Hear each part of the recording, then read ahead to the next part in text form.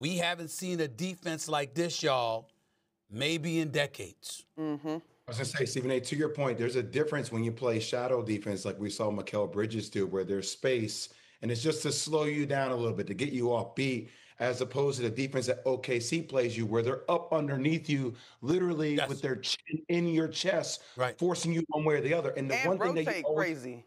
Yes. And the one thing, Monica, you always worry about with Indiana is when you make them a half-court team. So, they lack execution, right? Because they're not used to being efficient because they're used to playing with high number of possessions in the game. Right. Coming into Game 5, to that point, Jay, coming into Game 5, Indiana their field goal percentage was something like 60 in the 60s when they scored in the first 9 seconds of the shot clock, right? I am curious, though, because I think, and this is why Carlisle is something that I'm going to watch. We talk so much about their pace basket to basket, and that is appropriate. But I also think that there is a pace for them in the half-court set. And this is why, to your point, I get why you would want Dort to guard Haliburton, because then he can't dribble until guys can cut free to break loose. But I do think in the half-court, they require teams to be alert and make sure that they're communicating beyond just the pick-and-roll executions.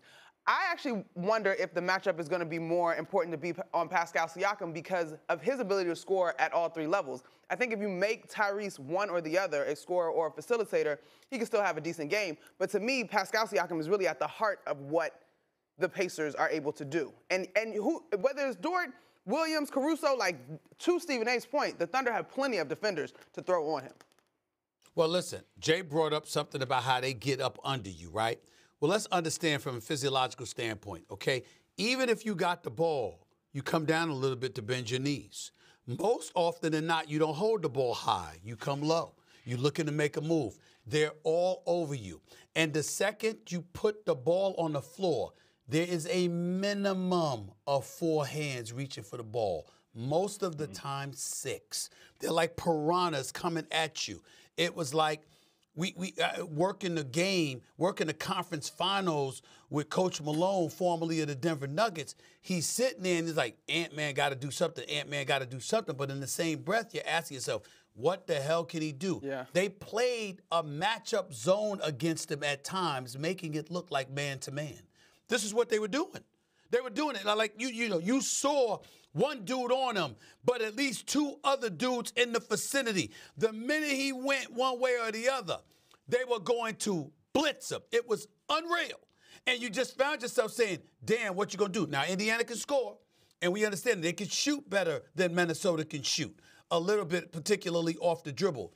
But in the end, what it comes down to is that they're going to get up in them. And this is the key, y'all. I hate to say this. Oh, my God, I hate to say this over national television. The officiating.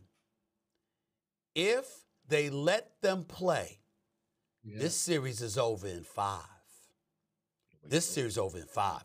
If they call it tight and don't let Oklahoma City play bully ball, you can have yourself a series. But if they let them play, I'm telling you, Lou Dort's a linebacker. He gonna hurt. He gonna hurt some people. Go throughout the playoffs now. That's what they've been letting them do. They have been letting them be a little physical. Yeah, I agree. We're gonna see. Yeah. All right, to that note, OKC heavy favorites, -700 to win the title. The NBA Finals start Thursday night, 8:30 Eastern, 5:30 Pacific on ABC with Tyrese Haliburton and the Pacers taking on SGA and the Thunder. Our game 1. You got to promote it. You got to promote the product. You got to promote your team. You got to promote the bottom line. You got to promote what you're doing. I mean, when the hell was Kawhi Leonard doing that? So I'm standing on that. That was ridiculous. Your own nickname? Excuse me, did you just give yourself the money man? Because that happened. Now that's Eminem. Time out. I'm not giving myself that, but it is factual. The point that I'm trying to make is the point that I'm trying to make is that I understand that I make money by making others money. And every NBA player should understand that. Jay, Eminem, what we've seen is the dissipation of a priority from stars to go about the business of committing themselves to promoting the brand, not just by winning basketball games, but by all the elements that come with promoting the game. That's why you have the NBA salivating over the prospect of young stars like SGA, like Haliburton and others that are going to serve to assist in promoting the game of basketball. Yeah, you're a superstar and you automatically bring cachet to it and ratings and stuff like that. But I'm talking about a want-to element to it all, where you understand what your importance is and what comes with it. The more you stack superstars on a team, the less they achieve, and most importantly, because they're getting paid the big bucks, where's the priority that you're looking for to making sure you maximize every dollar to the nth degree, not just for yourself, but for the product and the brand? We don't see that enough, which is why you've lamented it, Jay, you've lamented it, Eminem, and I certainly have. So seeing a young team that's together with really, really good players, but devoid of quote-unquote bona fide superstars, some would say. In the case of Oklahoma City, you got one in SGA, but he's ultra smooth and he wasn't the personality that Ant-Man was and stuff like that. The NBA looks at it and they say, we want to promote these guys because they are the future, and the more of a team collection that you have, the better. That's all I'm trying to say, as opposed to just having 3 stars and a bunch of supplementary parts that nobody cares about. You're finding individuals, the Dorts, the Jalen Williams, the Chet Holmgrens of the world, Cason Wallaces of the world, Miles Turner, Haliburton, Pascal Siakam. All of a sudden, Neesmith and Nembhard, we're hearing their names. You want that. That's better for the game. Money Man SA, you ain't wrong. You ain't wrong.